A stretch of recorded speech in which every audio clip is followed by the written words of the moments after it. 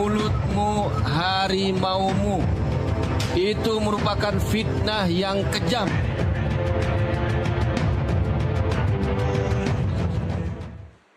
Pemirsa, perang terbuka antara PDI Perjuangan melawan Budi Aris Setiadi dimulai. PDI Perjuangan telah secara resmi melaporkan Ketua Umum Projo yang juga Menteri Koperasi dan juga mantan Menteri Kominfo Budi Aris Setiadi ke Bareskrim Polri.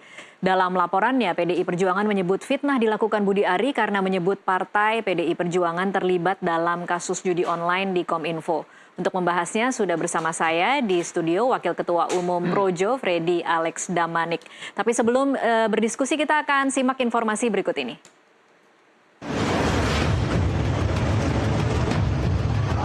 Sejumlah kader PDI Perjuangan mendatangi Bareskrim Polri Selasa 27 Mei 2025 untuk melaporkan Menteri Koperasi Budi Aris Setiadi terkait pencemaran nama baik.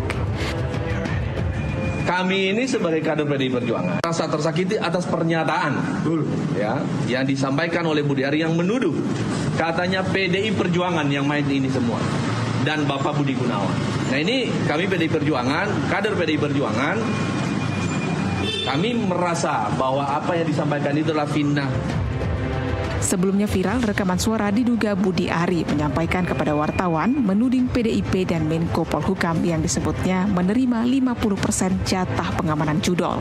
Dalam rekaman itu diduga Budi Ari juga menyebut PDIP sebagai otak framing kasus judol yang menjeratnya. Karena informasi terkait 50% jatah judol untuk Budi Ari merupakan bersumber dari dakwaan resmi jaksa PDI Perjuangan dan Menko Polhukam Bapak Budi Gunawan tidak mungkin dan tidak bisa melakukan intervensi terhadap dakwaan jaksa. Menanggapi langkah yang diambil kader PDIP yang melaporkan Budi Ari ke Bareskrim Polri, Ketua DPR sekaligus DPP PDI Perjuangan Puan Maharani mendukung sepenuhnya langkah ini. PDIP ada yang melapor ke Polda terkait hal ini? Ya silakan saja untuk bisa menghindari fitnah dan menghindari hal-hal yang tidak diharap karena menyebutkan satu nama atau satu lembaga tanpa bukti ya tentu saja pasti ada pihak-pihak yang kemudian tersakiti, jadi sebaiknya klarifikasi hal tersebut. Tim Liputan NTV melaporkan. Dan pemirsa, saat ini saya sudah bersama dengan Wakil Ketua Umum Projo, Freddy Alex Damanik. Selamat sore Mas Freddy. Selamat sore Mbak. Terima kasih sudah hadir di studio kami dan tampaknya sudah bergabung juga melalui sambungan Zoom Aryo Seno Bagaskoro, politikus PDI Perjuangan. Selamat malam Mas Seno. Selamat malam Mbak, selamat malam. Ya, terima kasih sudah bergabung bersama kami di NTV Prime. Saya ke Mas Freddy terlebih dahulu. Mas Freddy, tanggapan Anda setelah kader PDI Perjuangan melaporkan Ketua Umum Anda? Ya, terima kasih. Jadi kan kalau saya nggak salah, saya juga melihat, membaca dari media bahwa dasar kader-kader PDIP melaporkan Budi Ari adalah adanya rekaman yang tersebar di publik ya. Jadi perlu kami sampaikan bahwa rekaman tersebut adalah komunikasi privat, komunikasi pribadi antara Budi Ari ya dengan Pemret dan wartawan sebuah media online. Ya, jadi beliau mengklarifikasi, Budi Ari mengklarifikasi dan ingin menanyakan. Ya, karena media online itu menulis sebuah berita dengan judul yang sangat bombastis, memframing Budi Ari. Boleh saya ini bacakan sini. Jadi buset, ternyata ex-Menkominfo Budi Ari minta jatah uang pengamanan judi online 50%. Oke. Ya, jadi Budi Ari menyampaikan kepada mereka itu tidak betul. Ya, tidak ada dakwaan yang menyebutkan seperti itu. Ya, itu hanya mainan para terdakwa itu. Ya, memframing dia, ikut menyeret-nyeret dia di dalam kasus ini.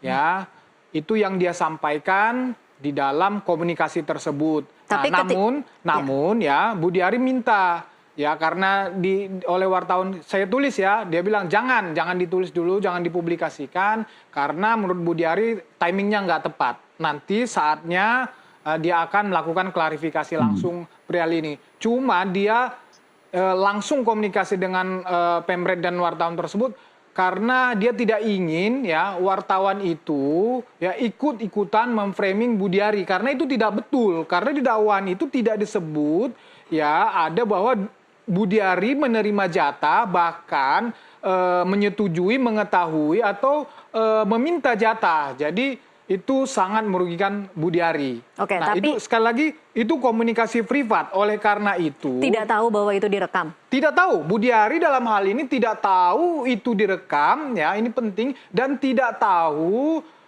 dan tidak menyuruh menyebarluaskan rekaman itu. Ya, jadi semacam omongan off the record, hanya klarifikasi langsung. Tapi bilang off the record tidak, Mas, sebelum menyatakan bahwa kan statementnya kemudian sekarang di highlight bahwa PDI Perjuangan dan Menko Polhukam terima jatah 50% dan bahwa PDIP adalah otak dari framing terhadap Budi Ari. Itu kan semua yang kemudian menjadi highlight hari ini ya.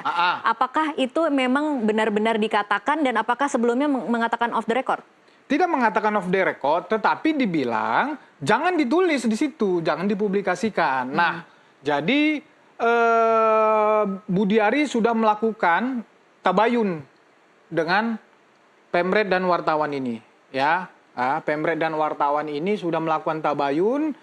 Jadi mudah-mudahan di dalam waktu dekat ini para Pemret ini dan wartawan ini akan melakukan sesuatu. Saya tidak tahu apa persisnya, kita tunggu saja apakah nanti itu klarifikasi atau apa, biar semakin jelas di publik. Yang pasti kami tekankan bahwa ya komunikasi itu adalah komunikasi pribadi, komunikasi privat. Budi Ari tidak menyebut itu di ruang publik, Budi Ari tidak menyebut itu di hadapan umum. Oleh karena itu tidak ada fitnah di situ, tidak ada pencemaran nama baik di situ. Oke, saya ke Mas Seno sekarang. Mas Seno, tanggapannya. Halo, Mas Seno. Mas Seno, masih bisa mendengar suara kami? Oke, tampaknya masih mengalami gangguan. Kami akan mencoba memperbaiki hubungan sambungan Zoom dengan Aryo Seno Bagaskoro, politikus PDI Perjuangan. Saya ingin kembali meneruskan tadi, Mas Freddy, ketika kemudian sekarang sudah menjadi viral, PDIP marah, kemudian melaporkan, apa tanggapan dari Pak Budi Ari? Ya itu yang saya katakan tadi, jadi karena ini sudah menjadi viral, ya, memang kan Budi Ari oleh politisi PDIP diminta melakukan klarifikasi.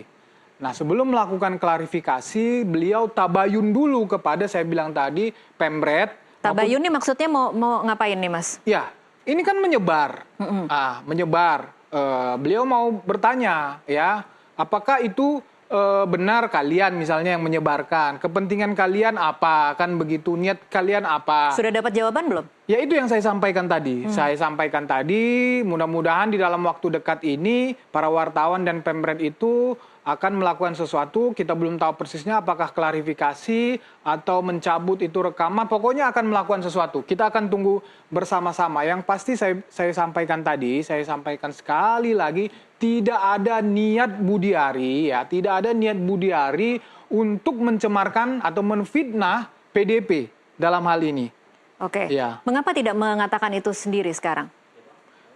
Ya, dia harus memastikan dulu, Mbak, permasalahannya ya tentang rekaman tersebut. Oke. Ya. Apa yang harus dipastikan? Loh, yang saya katakan tadi bahwa ya apa ini maksudnya wartawan-wartawan ini menyebarkan itu. Ini kan tujuannya kan dia itu mengklarifikasi langsung kepada kalian supaya kalian jangan ikut-ikutan.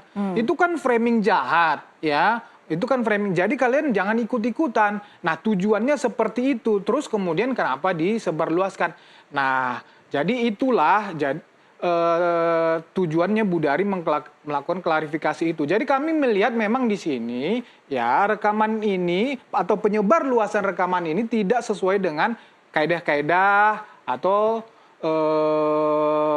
kode etik jurnalistik. Kami juga ini bertentangan dengan peraturan perundang-undangan yang ada. Oke. Kami melihatnya seperti itu. Baik, saya mencoba menyapa lagi Mas Seno, apakah bisa mendengar suara kami?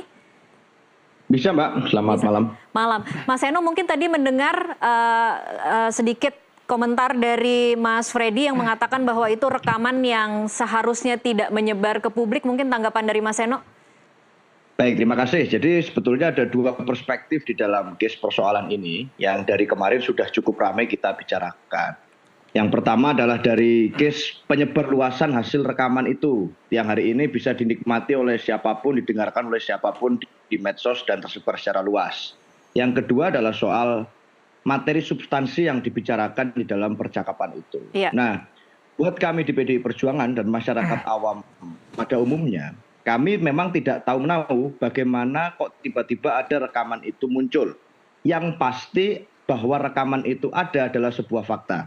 Dan di dalam rekaman itu jelas apa yang tersampaikan, bahwa jelas ada nama-nama yang disebut dan dicatut, bahwa kemudian itu mencatut dan membawa serta nama institusi PDI Perjuangan itu adalah suatu hal yang tidak bisa dielak lagi. Suatu hal yang sudah semua orang mendengarkannya dengan gamblang dan jelas di dalam rekaman itu.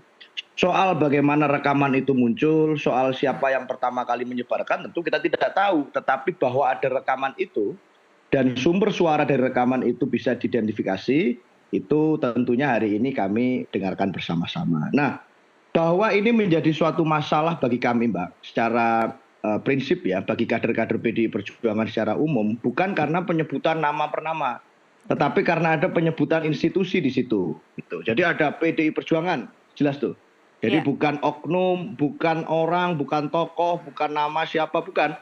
Tapi secara institusi lembaganya clear PDI Perjuangan. Yang mana itu artinya mewakili tidak hanya ketua umum, sekjen, bendahara, pengurus DPP bukan. Tapi juga sampai ke tingkat anak ranting, sampai ke PAC, sampai ke seluruh anggota dewan, kepala daerah, anggota, simpatisan. Artinya itu mencakup itu semuanya. Dan di dalam rekaman itu disebutkan institusinya jelas PDI Perjuangan. Itu ikut serta di dalam case yang sama sekali selama ini tidak ada kaitannya dengan kami.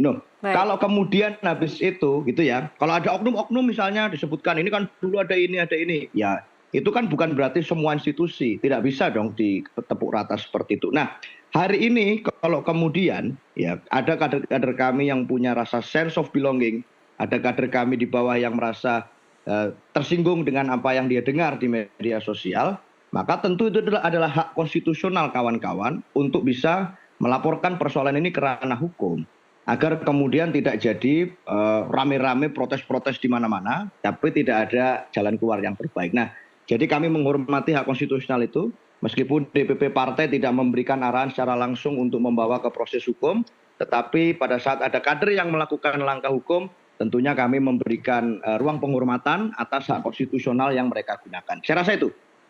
Baik, kalau boleh diceritakan Mas Seno, memangnya apa dampak yang dirasakan di internal PDI Perjuangan kalau tadi Anda menyebut penyebutan PDI Perjuangan sebagai institusi kemudian mempengaruhi dari mulai ketua umum sampai ke ranting-ranting. Apa yang dampak yang dirasakan di internal PDI Perjuangan?